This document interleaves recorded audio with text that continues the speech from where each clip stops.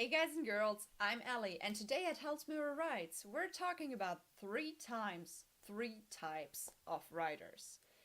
This will be kind of the predecessor for the specifically talking about writing editing stuff.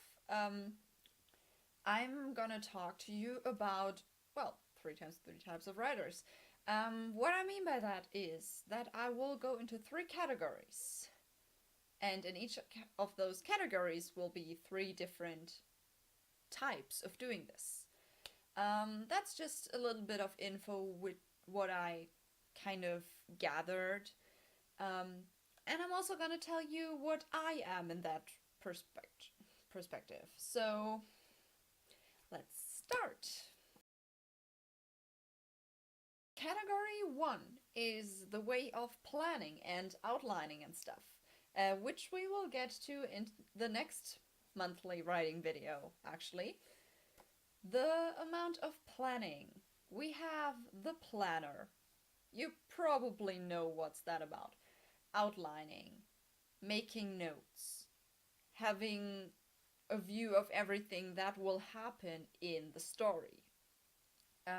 Being prepared for almost everything. Probably having a lot of notes on every character, world, stuff. Plot points, very important. Those are the people that like to have a structure before starting to write. They don't just sit down, take a pen, a piece of paper, and write down what they think works best for the story. They think about it, and it's actually a little bit easier for them sometimes to tie loose ends together because they have planned it out a lot before. They kind of already have a plan where to go, which makes it a long time preparing, but probably a shorter time putting the story together. Then we have the pantser. If you don't know where I got this word from, I technically got it from the NaNoWriMo homepage. There you had to check planner or pantser. But yeah, the pantser is just writing. No planning, nothing. Just this looks like a cool story. I want to have this character in there. I'm gonna write it right now. That's the pantser for you. No outlining, or at least just a little. If you have an idea, you write it down, you have it. And then the editing part will be pretty, well, a little bit harder to do because sometimes things don't really work out. And the third type is the middle of this, the planter. Which means, well, planning a little bit, having the major plot points planned out, but not identifying every detail before starting to write. You have an idea, you have characters, you know where your plot is going, and then you just start writing. And if there are ideas coming to you in the middle of the writing process, you just build them in. It's a middle way between those two. And actually, I found it working well for me. I know that I need some sort of line to go with, but I also like just writing because of an idea. So most of the time I start out as a pantser. I'm writing something, a scene that comes to my mind, but after that I'm trying to tie that in to a story, which makes me in total a planter, something in between. I use both methods. I'm not gonna be everywhere in between, just telling you that. Just in this category, I'm trying to get the best of both worlds. It doesn't really work all the time. Sometimes it's better to get into one of the directions, but you have to find what works for you. For me, I just found that the mixture of both methods works well for me. Second category is the amount of writing itself. If you know a novel, if you know maybe what kind of editing a novel has to go through, it's different for everyone.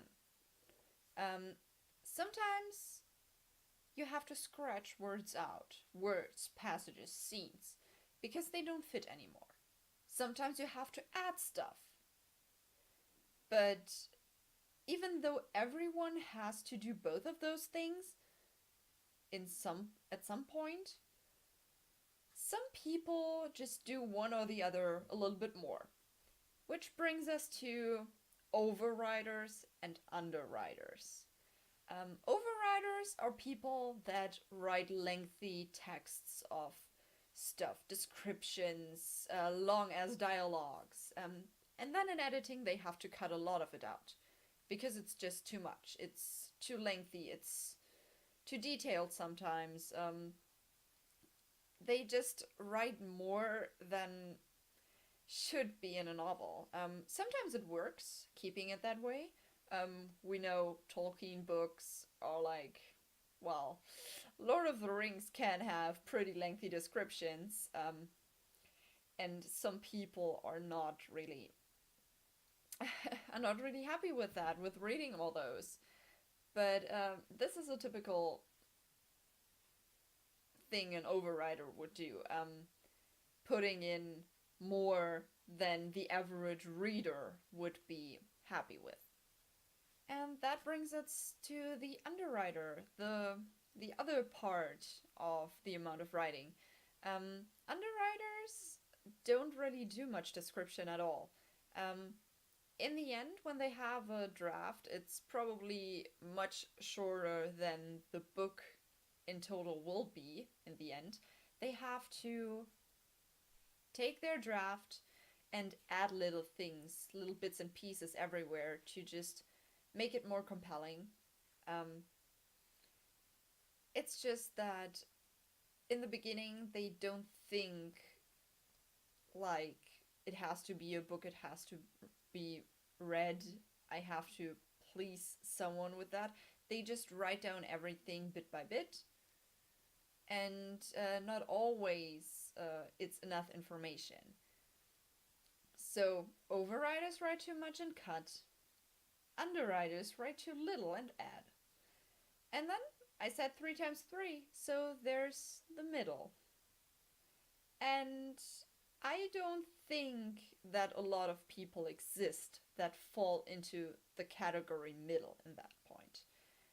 Because everyone has to add bits and pieces, everyone has to cut bits and pieces. Maybe there are people who in some scenes write too much, in some scenes write too little.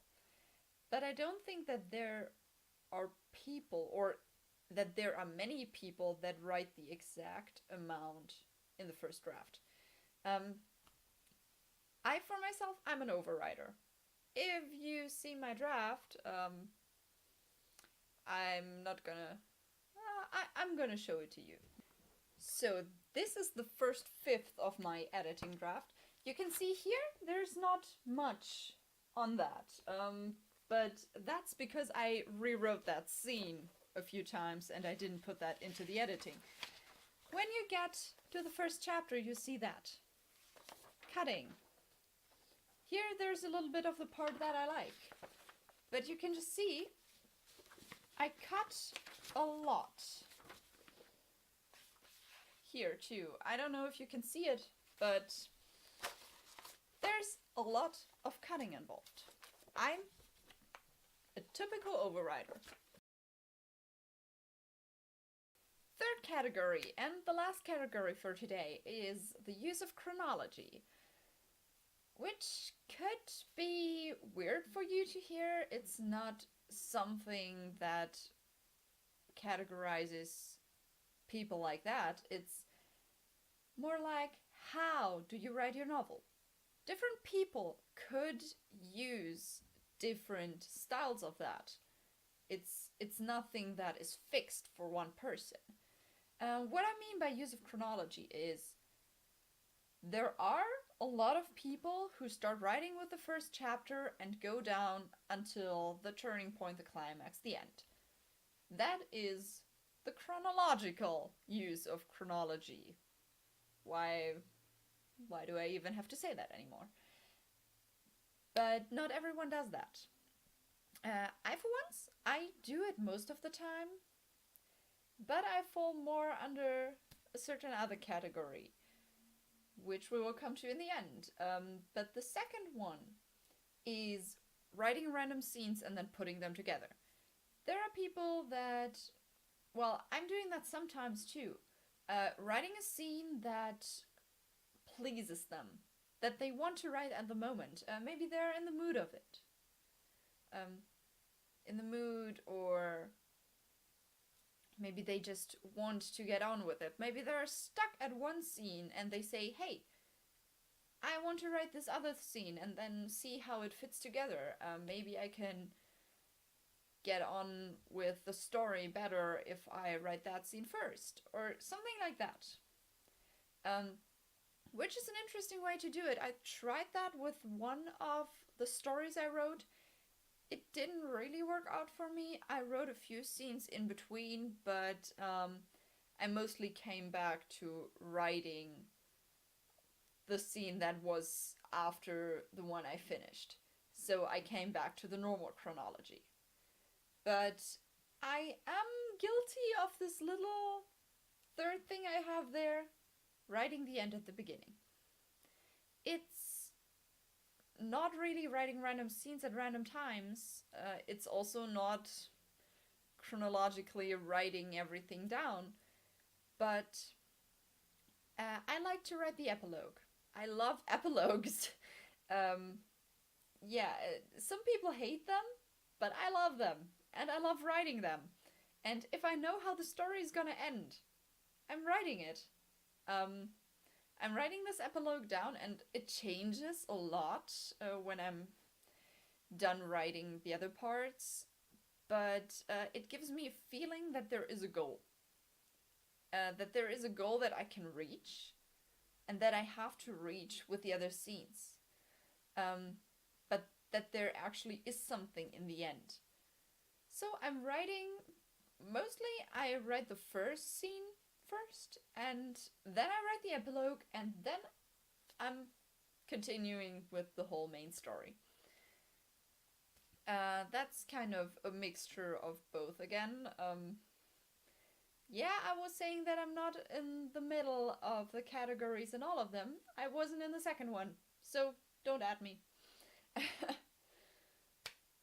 yeah, those were 3 times 3 types of writers, and I hope you found it a little bit helpful to, if you maybe thought, oh god, I'm writing so much, I have to cut so much, is that even normal? I'm just gonna tell you that is just like one example for that. If you fall under some of these categories or something even more in between or more extreme, just, it's okay. Everyone has their own writing style. Everyone has their own way of doing it. If it works out in the end, then you can do it. It doesn't mean you have to fall under one of those categories. Just do what you love, what you like, and get on with it. I won't stop you. Nobody is gonna stop you just because you're not falling under any of those rules or something. It's just a guideline for knowing how most people or how a few people work, like with writing. I hope you like that. Give the video a thumbs up if you did. Comment down below if you want to see something talking, if you want me talking about something different that I maybe haven't planned. Next time, if I don't get an urgent suggestion, I will talk about outlining. So, outlining your novel. We saw that not everybody does that. But I'm gonna give you a few tips to that. So, on this note, have a nice day, and I'll see you in the next video. Bye!